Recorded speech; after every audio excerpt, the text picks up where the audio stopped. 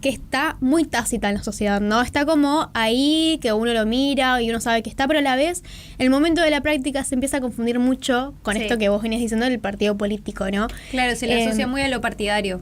Primero que nada, Como que digo política y vos pensás, bueno, estoy hablando de un partido político. Y no, la política, lo político más bien podría decirse... nosotros estamos haciendo esta distinción porque vamos a estar hablando con Matías Boglione, que es politólogo, docente universitario, investigador y divulgador científico, experto en estudios sobre ciudadanía mediática.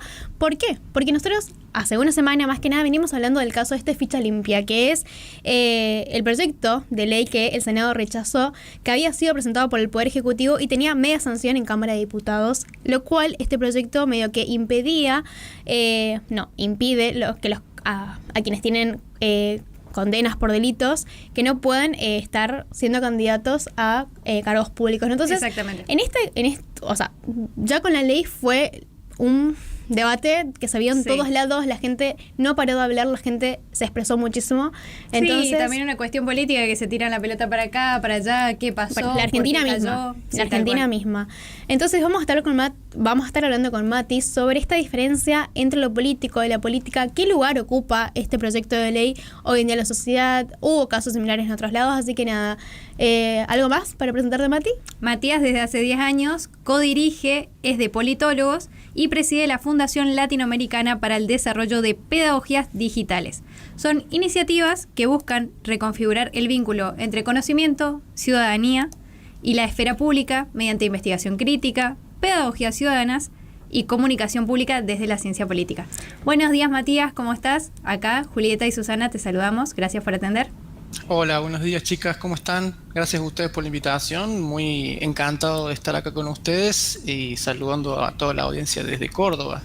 Bueno, para empezar, Mati, nos gustaría, como estábamos introduciendo hoy un poco el tema, que ayudes a la gente a entender un poco esta distinción entre lo político, la política, como también para que la gente pueda analizar un poco mejor el panorama que hoy nos compete. Bueno, un tema bastante complejo, pero es como la puerta de entrada que tenemos nosotros en la ciencia política. Lo primero que nos enseñan a aprender a diferenciar entre la política y lo político, y qué bueno que lo traigan ustedes al programa para poder compartirlo con la gente en general. Para ser claros, lo político es básicamente el conflicto que nunca termina, ¿sí? Es la pelea por el sentido común, por lo que consideramos que es justo o injusto, por decidir quién decide, ¿sí? o para quién se decide. Es todo ese ruido de fondo que nunca se apaga, ¿no? Lo político, podemos decir, es como una lucha constante en el que se intenta definir un orden determinado, ¿sí? Acá una aclaración importante es que la democracia no busca eliminar el conflicto, sino canalizarlo, para que no nos matemos entre todos, ¿no?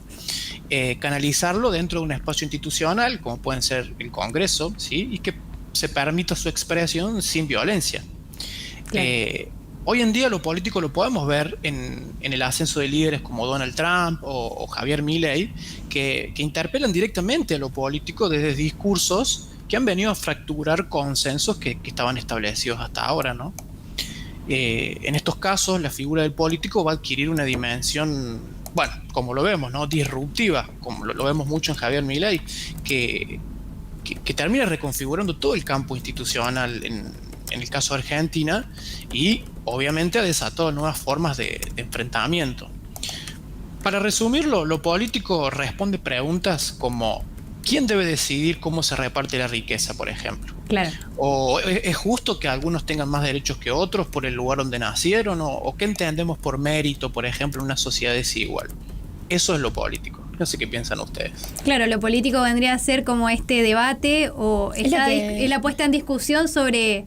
Es lo que estamos viendo, básicamente. Claro. Hoy estamos siendo políticos, estamos discutiendo un tema, por ejemplo, de la ficha limpia, que vamos a hablar un poco más adelante, pero me parece que es muy importante ponerle un concepto a la actividad que hacemos constantemente. Claro. Porque al abrir un debate, al abrir un consenso, estamos buscando este conflicto que dice Mati, ¿no? Que es ir a poner el foco en las instituciones. Claro, o sea, lo político vendría a ser también todas estas discusiones que se pueden ver en lo cotidiano, no solamente en esto, sino de cómo se ordena la sociedad que es el orden de la sociedad.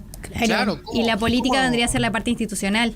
Exacto, lo político es cómo nos organizamos básicamente, ¿no? La política, ¿sí? Es básicamente como el intento civilizado de domesticar todo ese ruido, Claro. ¿no? que existe inherentemente en la sociedad. La política va a ser el espacio en el cual se dirimen los conflictos de manera pacífica, siempre a través de normas, acuerdos. Es básicamente la gestión del conflicto, ¿sí? La política gestiona el conflicto mediante el derecho, las instituciones, las elecciones, ¿sí? ¿Qué preguntas responde la política? Por ejemplo, bueno, ¿qué porcentaje del presupuesto nacional le vamos a destinar a salud? ¿O cómo vamos a elegir a los jueces de la Corte Suprema? ¿Sí?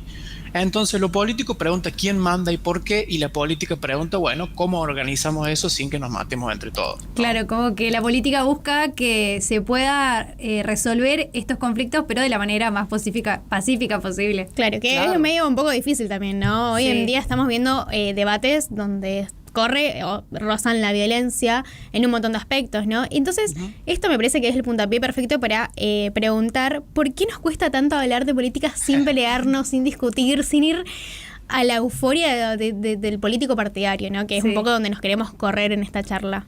¿Qué tema? Encima estamos todos muy sensibles últimamente Sí. La verdad que sí. con estos temas. Algo que vos mencionabas recién respecto a la violencia, ahí está bueno aclarar que cuando hay violencia no hay política, ¿sí? Son conceptos contradictorios. Si la política quiere gestionar el conflicto, estamos bien, pero si el conflicto se va de las manos, estamos hablando de otra cosa. Ya no estamos hablando de política, estamos hablando de violencia, que puede adquirir distintas formas. Pero cuando me preguntan esto, me lo preguntan mucho, ¿por qué nos cuesta tanto hablar de política sin discutir? Lo que suelo decir es que primero nos preguntemos si realmente estamos hablando de política o solo estamos intentando tener razón, ganar una discusión, ¿sí? Hablar de política sin discutir no es fácil, porque la política no es un tema cualquiera. La política toca temas profundos que tienen que ver con nuestra identidad más profunda. Que tiene que ver más allá del ego, ¿no? Disculpa que te corte de esto de Sí. tener razón, como más allá Sí, de tu sí. realidad, ponerlo a la colectividad. Claro. Claro, tiene que ver con temas que tienen que ver con lo que creemos que somos, lo que soñamos, lo que nos enoja, lo que creemos que es justo, lo que creemos que es injusto, lo que nos genera indignación o rechazo, ¿sí? Y acá un tema no menor, redes sociales. Las redes sociales nos han metido en una especie de competencia de indignación, ¿no? A ver quién se indigna más, quién grita más fuerte, quién hace los memes más virales, quién le tapa la boca al otro. O sea, hoy más que dialogar, parece que lo que se trata es de eso, ¿no? Ahora se habla mucho se usa mucho esta palabra domar, que la han puesto de Sí, moda, ¿no? estamos- Ahora se trata de ver quién doma a quién humilla a quién hace llorar a quién. Claro, es como que no está la intención de discutir o reflexionar, sino de Para yo nada. vengo a imponer esta postura, intento que vos cambies de parecer. Claro, como yo te No vengo hay a una convencer de que yo tengo razón y que Exacto. vos estás equivocado. Tiene que ver un poco con esto que básicamente nos da también la otra pregunta sobre participación, ciudadanía y política, que es justamente esto de encontrarte con el otro, discutiendo, pero no porque te importe la causa en sí, sino porque hay una ideología, ¿no? La ideología Claro. que es el conjunto de ideas que tiene una persona. O sea, lo político podría decirse que se vio hoy en día en las elecciones legislativas, lo que está pasando, bueno, este domingo hubo elecciones legislativas en muchas provincias en Argentina, y un poco también quería hablar de eso porque salieron datos de que, por ejemplo, en Chaco hubo un 40% de personas que no votaron, en Salta también hubo un 35% de personas que no fueron a votar, y va un poco relacionado a esto. ¿Vos pensás que por qué sucede esto? ¿Por qué la gente no va a votar? ¿Hay desinterés? ¿Hay rechazo? ¿Tiene que ver un poco con lo que hablábamos hoy? Sí, hay mucho rechazo, en mi opinión, y con mucha razón, además. Cuando la política se convirtió en un espectáculo, ¿sí? en rosca, en cinismo, la gente se corre de esos lugares. Porque la política dejó de ser el lugar que nos convoca a pensar en conjunto cómo resolver los problemas que tenemos como sociedad. Y se convirtió en un ring donde gana el que, lo que decíamos recién, el que doma al otro. Claro. Y esto no tiene sentido, porque son hasta posiciones hasta infantiles, si se quiere. Sí. Eso, por un lado, rechazo. El desinterés, ¿sí? Algo que es diferente, yo lo considero una trampa. Siempre digo que el desinterés por la política es una trampa. Porque aunque no te intereses por la política siempre se interesa en vos. ¿Sí? La política decide tu salario, decide tu salud, tu futuro, la infraestructura de tu barrio, las leyes que te van a aplicar, todo. ¿Sí?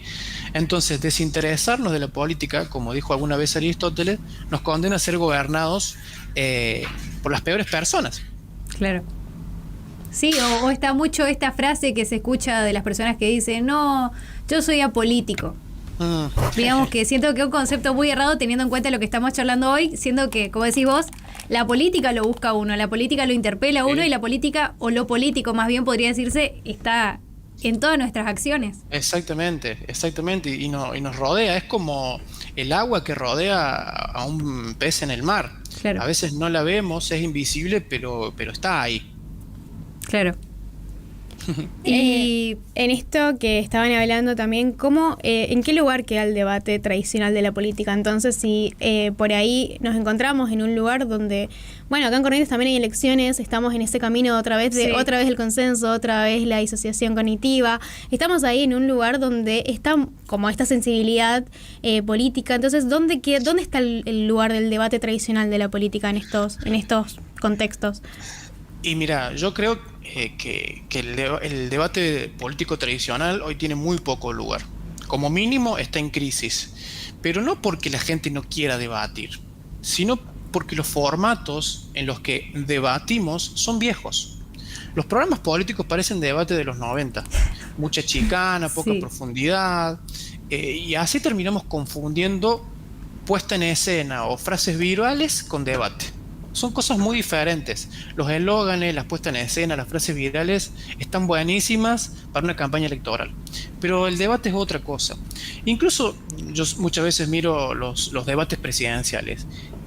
Se llaman debates presidenciales, pero tampoco son debates. Son monólogos, son frases armadas, ensayadas, para hacer quedar mal al otro, para hacerle pisar el palito. Todo es un show. Hoy el debate está buscando un poco su lugar también en las redes, ¿sí? Porque a pesar de todo el ruido de las redes sociales, todavía hay lugares, espacios, personas que buscan que el debate siga existiendo, en charlas informales por lo menos. La pregunta es, ¿cómo llevamos ese debate a algo que construya, a algo que proponga, que traiga soluciones? No se trata solo de opinar fuerte, se trata de pensar en conjunto, y bueno, eso es mucho más difícil, pero también más necesario que nunca. Y tiene que ver un poco con esto de que hay una frase que se repite comúnmente de que a la gente no le interesa tanto la política. En esa frase estamos hablando de la política como una institución, ¿no? Porque no estaríamos hablando de a la gente no le interesa lo político. A la gente le interesa justamente discutir, le interesa debatir, le interesa poner su posición enfrente. Entonces, ¿a dónde nos lleva esta frase en términos, por ejemplo, de ficha limpia? O sea, ¿qué opinas vos sobre esta propuesta y cómo vemos esta frase ligada a que no nos importa la política o no nos importa lo político? Como encontrar equilibrio, justamente. Sí. Claro. Yo creo que sí, que la gente está harta de la política, de toda esta puesta en escena. Lo político nos interpela en las preguntas más profundas de nuestras vidas, son preguntas existenciales. ¿Qué pienso que hay que hacer con la pobreza? ¿Qué siento cuando veo un niño en la calle? Son preguntas que van a nuestra carne, a lo más profundo de nuestro ser y que moviliza de alguna manera, ¿no? Ficha limpia, bueno, un poco lo comentaban ustedes hace un rato, es una propuesta que básicamente busca impedir que personas condenadas por ciertos delitos considerados graves no puedan ser candidatas. Parece obvio, ¿no? Todos queremos que una persona que haya sido condenada por corrupción no ocupa un cargo público. Claro, nadie quiere votar un corrupto con sentencia firme. Claro. Pero acá hay un problema. Y quizá me ganen algunos enemigos con mi opinión, pero me la voy a bancar. Eso es lo que encima que estamos en la era de la cancelación también. Sí, cuidado, Mati. Cuidado. El problema es cuando lo obvio se usa para ocultar lo complejo. ¿Sí? ¿Qué pasa si una persona está condenada, pero ahora tiene instancia de apelación? ¿Qué hacemos con la presunción de inocencia? Y si el Poder Judicial es parte del juego político, Son preguntas que dejo ahí un poco para reflexionar. Sí. En Brasil, por ejemplo, existe la ley ficha limpia, funcionó como un filtro para evitar que personas condenadas sean candidatas, pero también fue usada para proscribir adversarios incómodos para el poder. Entonces, sí a la ética en la política, pero no usar la ética como maquillaje o como un cuchillo electoral. ¿Sí? Una democracia que se respeta no necesita atajos morales, necesita una justicia que funcione. Mi opinión, ¿sí?, personal, es que hoy en Argentina ficha limpia funcionaría más como un cuchillo que como un freno para los corruptos. Ujú. Si todavía tenemos jueces que cajonean importantísimas causas durante años, que están cuestionados por juntarse con referentes políticos, como pasó en su momento cuando salió a la luz que Mauricio Macri jugó al pádel con algunos jueces, y yo como mínimo me permito dudar. A mí no me da confianza que un poder judicial que está fuertemente cuestionado tenga después la responsabilidad de decidir quiénes van a ser candidatos y quiénes no, ¿sí? Quizás lo más urgente, lo más importante o lo primero que tengamos que hacer es educar a las personas para que no elijan políticos corruptos, ¿sí? En lugar de dejar En primer lugar, en manos... claro. Una premisa muy importante. Alguien me lo puede poner acá en zócalo rojo, así grande. Por favor, que ahí lo resalte. Porque si no decimos, bueno, este problema que lo resuelvan unos cuantos jueces en Comodoro Pi, ¿sí?, que ellos deciden quiénes pueden ser candidatos y quiénes no, y el resto nos desentendemos. Eso es una caja de Pandora. Hoy poner una ley como ficha limpia en manos de un poder judicial que goza de muy poca confianza por parte de la sociedad, para mí es como un mono con navaja. Claro. Es más, incluso, bueno, la gente está comentando un poco acá sobre este tema. Por ejemplo, Lili nos comenta, cansan los políticos, no saben hablar sin dirigir, Claro. tal cual, es muy claro lo que está diciendo Mati. Yo creo que esto que vos venías a comentar de que viene a ser un cuchillo, viene a ser porque la gente también está muy irascible, ¿no? Y Claro. entra con el tema de lo que vos mencionabas de Macri, o también Caputo, que también lo vimos en algunas cuestiones así similares, que me da paso también a preguntar de un tema que esto que vos nombrás es histórico, me parece, porque acá hablamos de la Argentina de una grieta de hace cuántos millones de años, desde que la Argentina es Argentina, básicamente. Entonces, ¿qué lugar o qué tan real es esta grieta en la sociedad sin el lugar partidario?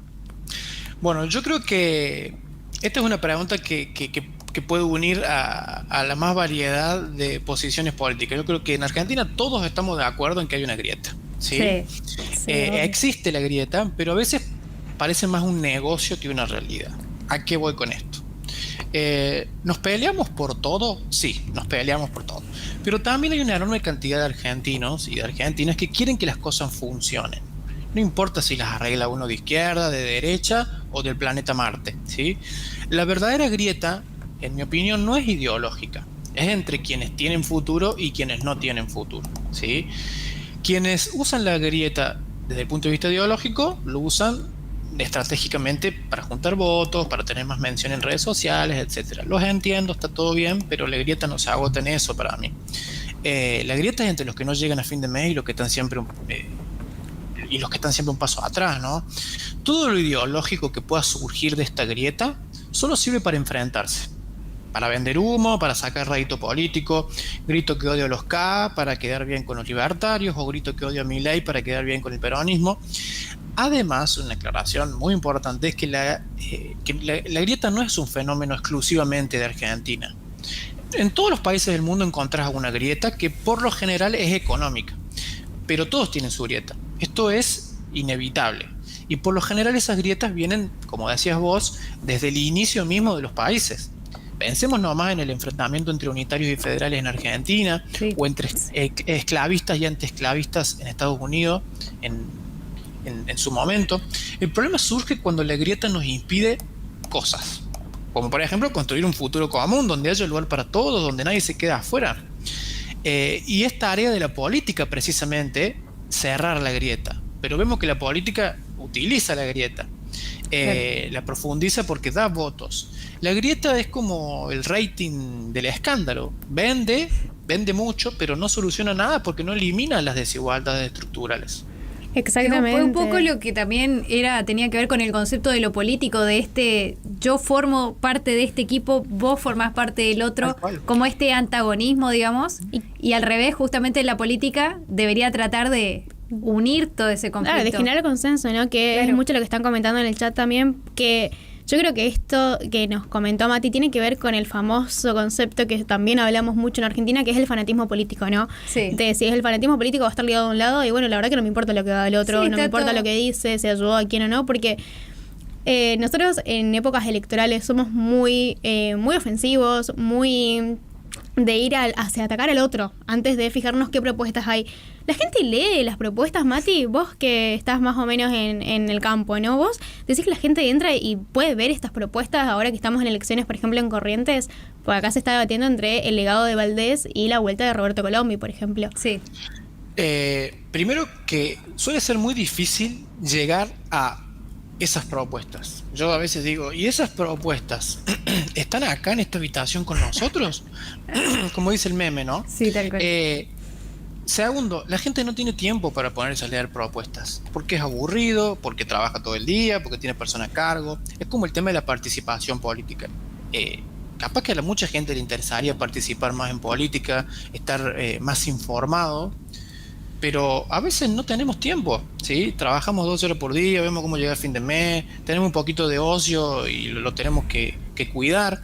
¿En qué momento participamos políticamente? ¿En qué momento buscamos propuestas de candidatos? Encima de todo, entre todo el ruido y la maraña informativa, toda la basura informática que hay circulando en redes sociales, es una tarea bastante compleja, sin tener en cuenta que, bueno, que además hemos sido educados para desinteresarnos de todos esos temas, ¿no?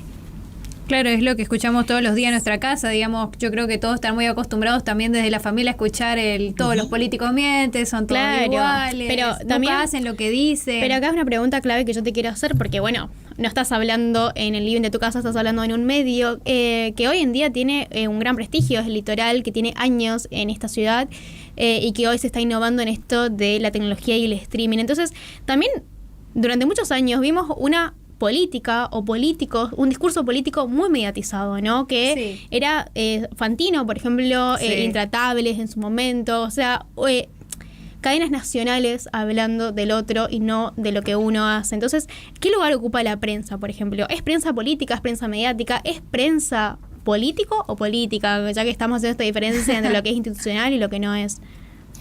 Mira, yo creo que justamente hace un par de días publiqué un artículo sobre este tema y lo titulé El periodismo ha muerto, un poco también para generar algunos movimientos ahí en redes sociales. Clickbaiteaste. Claro. Nos bien. clickbaiteaste y ahora estás hablando en un medio. Te Sí, juro. algo baiteado.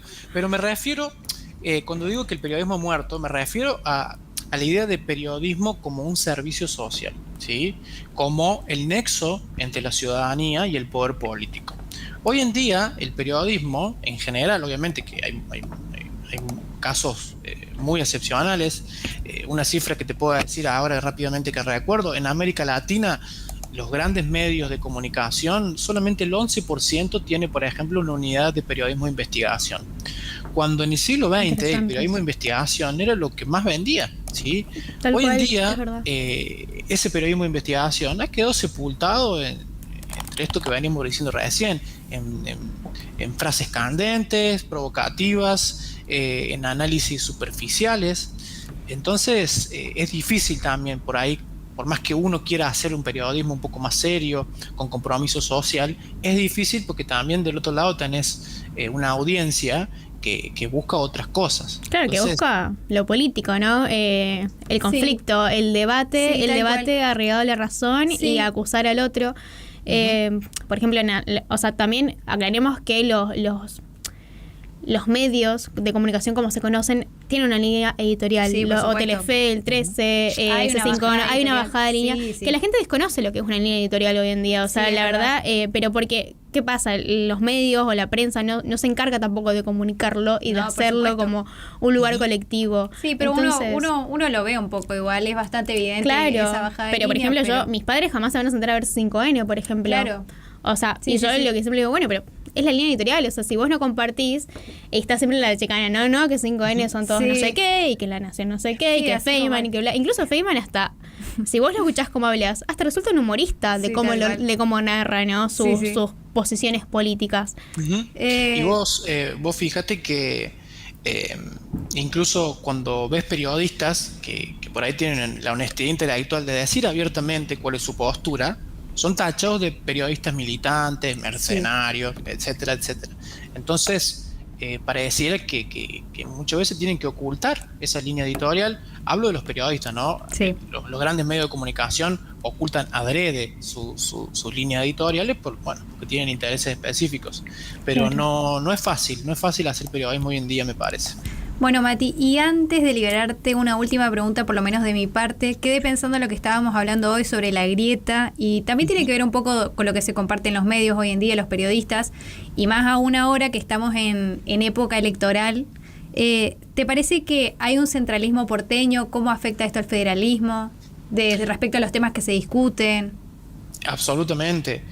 Al igual que la grieta, tanto la grieta como el centralismo porteño son hermanas gemelas desde el nacimiento mismo de esta gran nación. Casi todo se decide en Buenos Aires. El país mira desde los Obeliscos, pero vive desde La Quiaca hasta Ushuaia. Ayer nomás el gobierno anunció que le sacaba los impuestos a los productos electrónicos de Tierra del Fuego, ¿no? Y el gobernador de la provincia se enteró por los medios. Parece el colmo, ¿no? Esto es un claro ejemplo de centralismo porteño. Una decisión que se toma en Buenos Aires afecta muchísimo la recaudación de otra provincia. Y encima, sin ni siquiera consultarlo con quien preside esa provincia. Cuando hablamos de federalismo, no es solo una cuestión de mapas donde trazamos los límites de las provincias. Estamos hablando de presupuestos, de visibilidad, de oportunidades, de infraestructura, ¿sí? ¿Cuántas veces una provincia entera entra en crisis y ni siquiera llega a las noticias nacionales? Ese silencio también es centralismo porteño. Y que también hablamos, por ejemplo, del emblemático caso del caso Logan.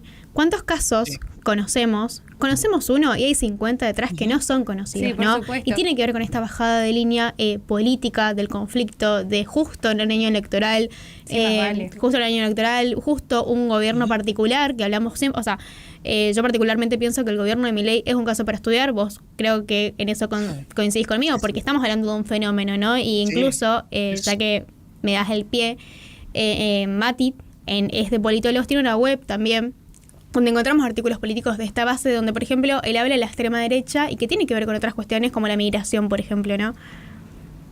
¿Cómo la qué? No La te escucho. migraciones. Ah, sí. Bueno, hoy es un tema, es el chivo expiatorio de todas las derechas, sobre todo en Europa, ¿no? Hoy está de moda hablar de la inmigración, aunque en realidad no sea un problema muy acuciante, muy real, digamos. Entonces, se utiliza mucho esa problemática, entre comillas problemática, para movilizar estas emociones en las personas, ¿no? Las personas somos muy sensibles al miedo, es un sentimiento animal, te diría, muy profundo, y siempre ha sido utilizado por parte del poder el uso del miedo para orientar la conducta humana. Y en este caso se utiliza el miedo a lo distinto, a lo desconocido, al inmigrante, que además se le asocian otros conceptos como delincuencia, pobreza o hasta el color de piel. Se utilizan argumentos raciales para despertar ese miedo y ese rechazo, porque las personas, cuando tomamos decisiones desde el miedo, somos muy fácilmente manipulables. En el caso de Argentina es un momento bastante raro. Es algo de lo que hablamos mucho en la academia, desde la ciencia política. Todavía estamos tratando de encontrar la explicación a lo que está pasando. Por ahí cuando converso con colegas sobre todo esto, solemos quedarnos sin palabras. Nos cuesta explicar desde la academia todo lo que vino con la llegada de Milei. Un gobierno que propone dinamitar lo viejo, pero no termina de construir lo nuevo. Es como que no sé- está ahí, ¿no? Sí. Sí, Claro. un poco. Estamos en el medio y yo siento que estamos en el medio hace mucho tiempo igual, no solamente con Milei, sino ya lo vimos en gobiernos anteriores, Sí. que incluso han fracasado. Sí, me recuerdo a lo que un poco lo decía en el artículo este de lo político, la política, donde Milei apela justamente a esto, a lo político, a través de sus discursos, en donde quiere como desordenar lo que se tiene entendido hoy en la sociedad por orden, como que viene a Claro. tirar con todo lo establecido. Aparte, claro, hablamos de un líder muy radical en el concepto literal de la palabra también. O Sí. sea, y lo hemos visto también con Cristina en su momento. No es una cuestión de que el argentino no está acostumbrado a ver estos tipos de debates. Sí, sin duda. Siempre que se desarma un orden, necesariamente hay otro orden que lo va suplantando, ¿no? Por ejemplo, si vamos solamente a la faceta discursiva de Milei, seguramente en gobiernos anteriores hablar en los términos en que habla Milei hubiera sido ampliamente condenado. Ahora no, Sí. en este nuevo orden de la política pareciera que la gente acepta al menos tácitamente que el presidente se dirija de la forma en la que se dirige a periodistas o a personas en general, que diga groserías, etcétera. Entonces, Y que no nos sorprende, o sea, Sí. como que tácitamente, la otra vez, por ejemplo, vi que una persona decía, como que se empezó a normalizar otra vez ser un hijo de. Sí. Como se entiende, como otra vez volvemos a este desorden, entonces me da el pie perfecto para hacerte una pregunta que nos hace Lucho Cenizo. ¿Cómo volvemos a creer entonces en la política, donde lo político, donde el conflicto prima por sobre las instituciones, por sobre el Congreso, ¿cómo hacemos para volver a creer el ciudadano de a pie, que tiene que confiar en sus representantes porque estamos en democracia? ¿Cómo hace para volver a tener un hilo, una construcción, un vínculo con la política institucional, con el poder y con las administraciones? bueno, eso es un gran desafío. Muchas gracias a Lucho por la pregunta. Primero, lo que puedo decir es que el gran desafío es dejar de pensar que participar es solo ir a votar cada 2 años, ¿sí? La democracia no se sostiene en piloto automático. Tal cual. No se trata de que todos piensen igual, sino que podamos acordar algunas reglas básicas para vivir sin rompernos la cabeza. Creo que hoy el punto de partida tiene que ser algo que paradójicamente parece contracultural: escuchar, ¿sí? En un mundo que grita, escuchar parece un acto revolucionario en este momento. Entonces yo creo, esto también un poco de mi opinión como politólogo, que ya de por sí ama la política, es la única herramienta que permite la transformación social. Dejemos de consumir cantidades de información diaria que lo único que hacen es deprimirnos, que nos intoxican con información, porque la información que circula es bastante venenosa, está orientada al 100% a la emocionalidad para despertar sentimientos en nosotros que ni hablar de cómo impactan la salud mental, pero nos genera rechazo hacia la política. Entonces, volver hacia atrás, ir a lo profundo, no quedarme solamente con lo que se ve de la política, las discusiones en los canales de televisión, las chicanas, sino concentrarme un poco más en lo invisible, porque por lo general es en el nivel de lo invisible donde pasan las cosas más interesantes, las cosas más importantes. Claro, no tanto lo mediático, ¿no? Que es donde Claro. vos prendés la tele y está la mediática. O sea, estamos hablando de Claro. Cristina condenada hace cuántos años ya, en el mismo Claro. programa. Y hay un montón de casos más profundos o más internos donde se plantean debates diferentes y seguimos hablando de los mismos personajes. Incluso ya me parece que es un debate hasta cerrado hasta estas alturas. Además, es como dice Mati, es como que vos prendés la tele y lo que ves de los políticos es un monólogo, ni siquiera hay como un pensamiento crítico, no lo escuchás al tipo interesado realmente por lo que le pasa a la gente, vos lo escuchás acá tirando como contra el otro, cómo hago para tirar al otro. Claro, como... Hoy esta intoxicación con información hace que hay tanto dando vueltas que ya no sabemos qué creer. Y encima, la mentira siempre corre más rápido que los hechos en sí. Todos hoy en día, cualquiera que entre a redes sociales lo puede experimentar esto. Todos, en todos lados, yo lo veo mucho en TikTok esto, están siempre hablando en nombre de la verdad ahora. Todo el mundo habla en nombre de la verdad. Yo desconfío cuando alguien se la pasa hablando en nombre de la verdad como si la personificara. Como si fuera Creo que- absoluta. Claro, van tirando verdades absolutas y al final nada de lo que dicen es verdad, o sea... Y anda a buscar la fuente, porque muchas veces ni siquiera, o sea, se reparte información... Reivindiquemos el periodismo, hay que hablar con fuentes primero que nada, Sí, y por TikTok favor. hoy en día se convirtió en la base un poco de la desinformación, pero Sí. porque la desinformación es desinformación de que hay noticias, digamos, o sea, las Sí, fake sí. news son fake Además, news de que son news, digamos. Sí, Claro, o sea, aparte la ahora gente no le va y dicen- chequea. Claro, le dicen fake news, usan un eufemismo para decir mentiras. O sea, fake news es mentiras, básicamente. No es nada nuevo. Sí. En la política, el uso de la mentira es desde el inicio de los tiempos de la humanidad, digamos. No tengo nada en contra del uso de la mentira, pero sí está bueno que los ciudadanos aprendamos a diferenciar la verdad de la mentira. Pero eso es muy difícil hoy en claro, día. que es un poco Ahora- lo que decíamos en el programa pasado, el pensamiento crítico, ¿no? Que me parece que Claro. primero para ser politólogo tenés que tener un pensamiento crítico, que lo estamos viendo un poco, pero en general para la vida, el pensamiento crítico de, bueno, esto voy a ir a chequearlo, voy a revisarlo, lo voy a creer así tal cual, ¿no? Es Claro, como, no tomar lo primero que uno encuentra desde internet. Ujú. como la distinción de la política, yo creo que viene por un poco de lo político, ¿no? Que Sí. yo creo que no existe una sin otra, pero a la vez como que genera el choque más fuerte. Yo creo que todavía no hemos dimensionado la profundidad de las consecuencias que trae el consumo excesivo de información. Hoy en día, si hay algo que abunda en la sociedad, es la información. Nos llega por todos lados, todo el tiempo, notificaciones en el celular, y a veces la cabeza no nos da para procesar tanta información, que encima, en su mayoría, es pura basura. La abundancia de información nos lleva a un déficit de la atención. Mientras más información tengo que procesar, menos atención le puedo dedicar a las cosas realmente importantes. Hoy en día estamos expuestos a una cantidad de estímulos que ningún ser humano en la historia enfrentó jamás. Esto es muy nuevo para nosotros. Y eso que no estoy hablando de la inteligencia artificial, que ahora hace imágenes que no podéis... Si entramos en ese debate no terminemos más, o sea, Tal estamos de cual. acá hasta mañana. Sí, tal igual. En fin, hoy la información nos llega antes la información llegaba por canales más lentos, un libro, una conversación, una clase. Hoy es una avalancha. Nos llegan mensajes mientras estudiamos, alertas mientras estamos comiendo, notificaciones cuando estamos durmiendo. La concentración entonces se vuelve una forma de resistencia.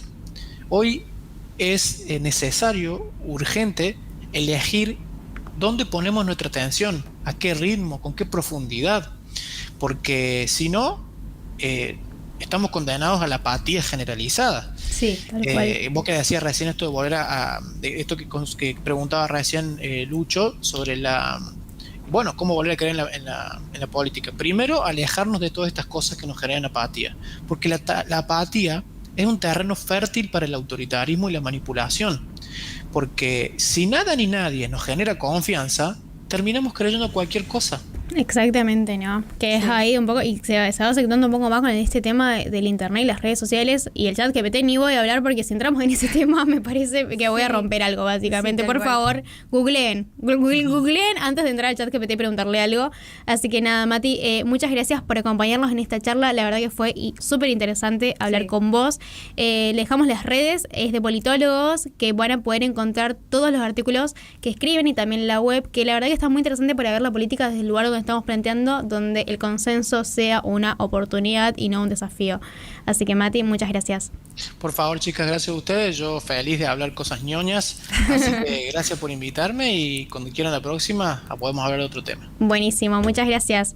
Que estén bien. Igualmente, nos vemos. Saludos a Córdoba. Saludos a Gracias. Córdoba. Bueno, un tema picante, ¿no? Sí. La gente estuvo comentando mucho, ¿no? Por ejemplo, Ariel nos dice, hoy el periodismo va de la mano del mercenario, que es un poco esto de ir a pelear constantemente, de debatir con el otro y que sea la única fuente del conflicto, digamos, porque el otro le dijo y él me dijo y él respondió y el otro tuiteó, que ¿Sabes ahora qué Twitter es pasa? como la red más Sí. emblemática por el del conflicto, por ejemplo. Sí, pero siento que además se pusieron como en sintonía dos cosas que creo que es como lo que termina desencadenando todo lo que está pasando, es que no solo hay descreimiento hacia la figura del político, hacia la política, lo institucional, sino que también hay mucho descreimiento frente al periodismo. Exacto. ¿Entendés? Y las Pero- dos cosas yo creo que llevan también un poco a lo que estamos hablando de que no le creo nada, no quiero saber nada de la política, no quiero mirar la tele, esta apatía de pero la que incluso habla Mati. hablemos también de cómo ha bajado el rating de la tele, que la tele no va a desaparecer, Sí. o sea, queremos aclarar, la tele no va a desaparecer, es un Hasta medio ahora. más, Pero, por ejemplo, podemos hablar del gran caso Luzu de streaming, donde está teniendo 1 millón de suscriptores, donde la gente un poco quiere ver pavadas, por decir, con un beso le mandamos a Luzu, pero realmente no hablamos de temas donde, o sea, se murió el Papa y ellos no habían dado ni siquiera la noticia de que murió el Papa. Muy igual, no criticaría tanto al programa en sí. No, fuera de criticarlo. Es un programa que está creado para hacer entretenimiento. Claro, yo lo miro. Ahora, el tema está que la gente quiere informarse por Luzu. O busca, en realidad yo creo que no es que quiere informarse, sino que al revés, la gente va a programas como Luzu para desenchufarse. Uno va y mira, ¿por qué uno se pone a scrollear TikTok? ¿Por qué? Porque te querés desenchufar o ¿por qué te pones a mirar? ¿Entendés? A eso voy.